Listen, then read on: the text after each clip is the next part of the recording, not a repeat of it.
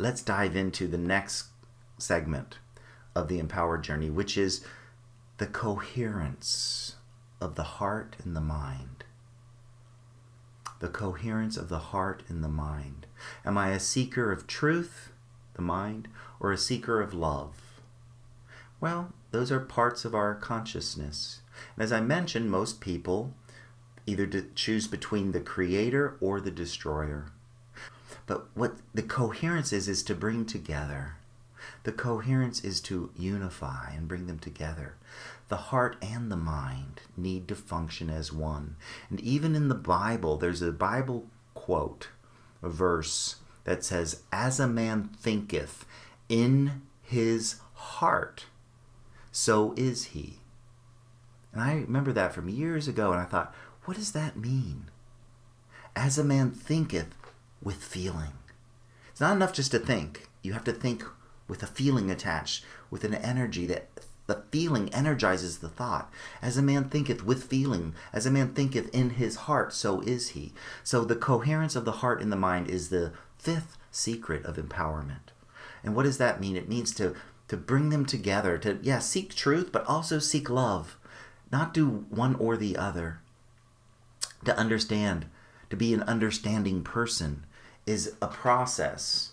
And most of you here will say, I know what understanding is. It's an intellectual process. I understand what you're saying, Michaiel. I understand the class. I understand the concept. I understand it intellectually. But there's also the understanding of the heart,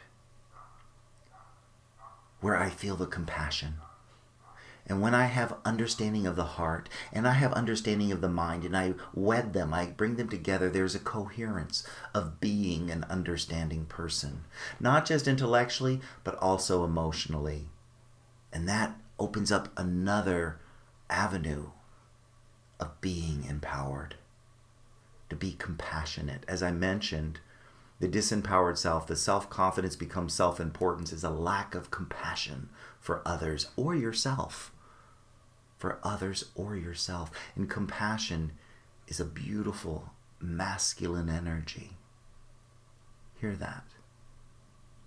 In a world of chauvinism, where there's the twist of what it means to be a man, where the chauvinistic standards made by man, made by the ego, are so twisted and distorted from the true essence of masculinity, of masculine energy, of spirit. Because your spirit is masculine. Your soul is feminine.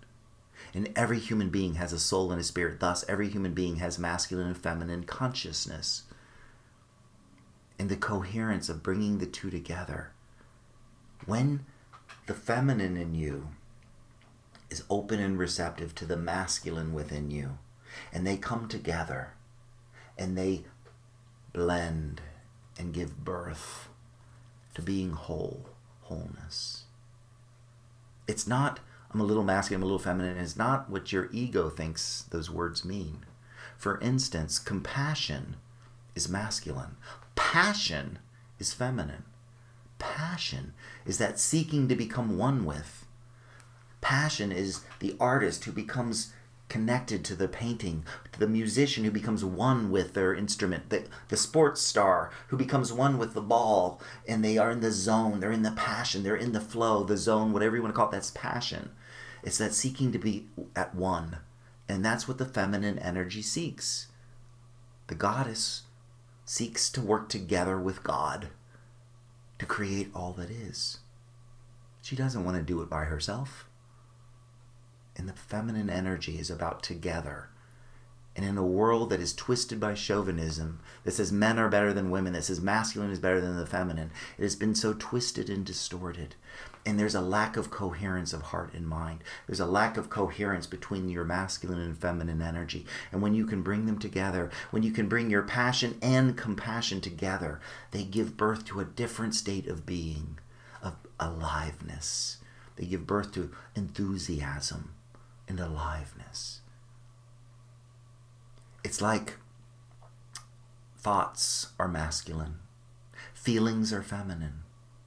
And when you bring them together, they become powerful As a man thinketh in his heart, so is he. As you think and feel.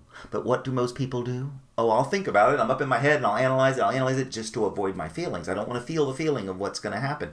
Or there's people that are just so enmeshed in their feelings and they're so emotional and they let their feelings run their life. And, oh, well, I don't feel like going to work. I don't feel like doing this. But they don't think and they don't analyze what that feeling is going to lead them to. They don't have a balance of thought and feeling. They're out of balance. And it leads to self-destruction. Leads to disempowerment. But when you can bring the coherence of the heart and the mind, when you can bring the understanding of the heart and the mind, you can upgrade and mature the way you function. That is the fifth secret of empowerment. And it's like, and I like this analogy because it's like, imagine a yellow sphere of light. Say that's your masculine energy. Then over here is a blue sphere of light. Right? Your feminine energy. And you bring them together. They're not yellow-blue, they're green. They change into a state of being different. They're different. It's not a masculine and feminine. It's, I'm whole. I'm empowered. I'm at one with myself. And that's the journey, and the ultimate conclusion of being empowered is to function with wholeness, with oneness, with being at peace, and being powerful by the way you operate, by the way you balance your masculine and feminine energy, that you do things masculine and you be, but you don't do things without being conscious of who you're being. Am I going to do stuff in a place of powerlessness? Am I going to do stuff in pity? Am I going to do stuff in delusion? Am I going to do stuff with self-importance? Am I going to do stuff being sabotaging? Or am I going to do stuff being empowered? Am I going to do stuff being worthy? Am I going to do stuff being esteeming? Am I going to do stuff with confidence? Am I going to do stuff with respect? Am I going to do stuff with awareness and acceptance? There's the difference. So the being matters, but in the twist of chauvinism, it says, no, all that matters is what you do. All that matters is what you do and what you think, not what you feel.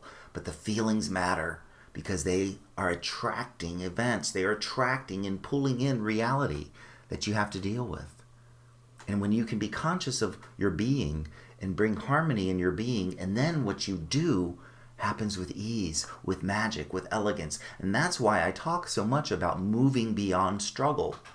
Moving beyond struggle, because struggle is like when I deny my masculine or my feminine, and it doesn't matter what gender you are. There's a lot of women with bodies that are feminine, but a lot of women who have extreme masculine energy and very little feminine honor.